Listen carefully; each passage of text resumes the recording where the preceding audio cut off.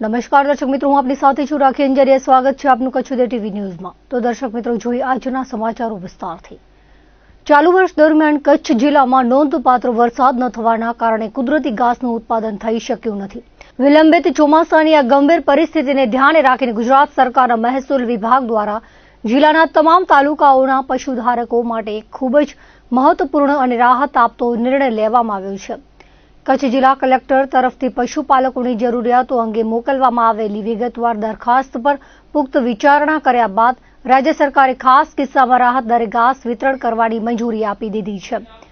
સરકારના આ નિર્ણયથી વરસાદની અછતનો સામનો કરી રહેલા હજારો માલધારીઓ અને ખેડૂતોને મોટી આર્થિક મદદ મળશે. આ સરકારી ઠરાવ અનુસાર કચ્છ જિલ્લાના તમામ તાલુકાઓમાં વસતા નાના ખેડૂતો, સીમાંત ખેડૂતો, જમીન વિહોણા પશુપાલક, ખેતમજૂરો તેમજ સ્થાનિક માલધારીઓને આ રાહત યોજનાનો લાભ આપવામાં આવશે. પાત્રતા ધરાવતા પ્રત્યેક પશુધારક પરિવાર દીઠ વધુમાં વધુ 5 પશુઓ માટે એક ઘાસ કાર્ડ ઇસ્યુ કરવામાં આવશે. આ કાર્ડના આધારે દૈનિક પશુ દીઠ 4 કિલોગ્રામ સૂકો ઘાસચારો માત્ર ₹2 પ્રતિ કિલોગ્રામના સસ્તા અને રાહત દરે વિતરણ અથવા વેચાણ કરવામાં આવશે.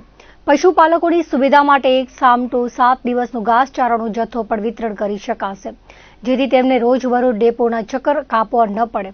ઘાસ વિતરણની તમામ વ્યવસ્થા અને વહીવટી પ્રક્રિયા સુચારુ રીતે થાય તે માટે કચ્છ જિલ્લા કલેક્ટરને સંપૂર્ણ જવાબદારી સોંપવામાં આવી છે.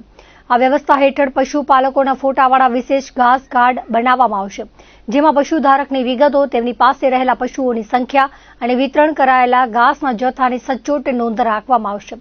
સ્થાનિક જરૂરિયાતો અને માલધારીઓની અનુકૂળતાને ધ્યાનમાં રાખીને જિલ્લામાં જરૂરી સંખ્યામાં નવા ઘાસ ડેપો શરૂ કરવામાં આવશે અથવા વન વિભાગના હયાત ઘાસ ડેપો પરથી જ વિતરણની પ્રક્રિયા હાથ ધરાશે.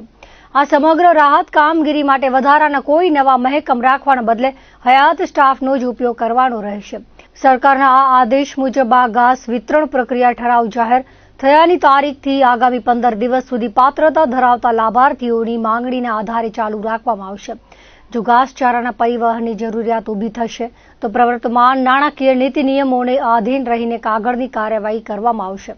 આ સમગ્ર રાહત કામગીરી પાછળ થનારું તમામ આનુષંગિક ખર્ચ રાજ્ય સરકારના બજેટમાંથી ચૂકવવામાં આવશે અને ઘાસ વેચાણથી થનારી આવક સરકારી ધારાધોરણ મુજબ નિયત સદરે જમા લેવામાં આવશે.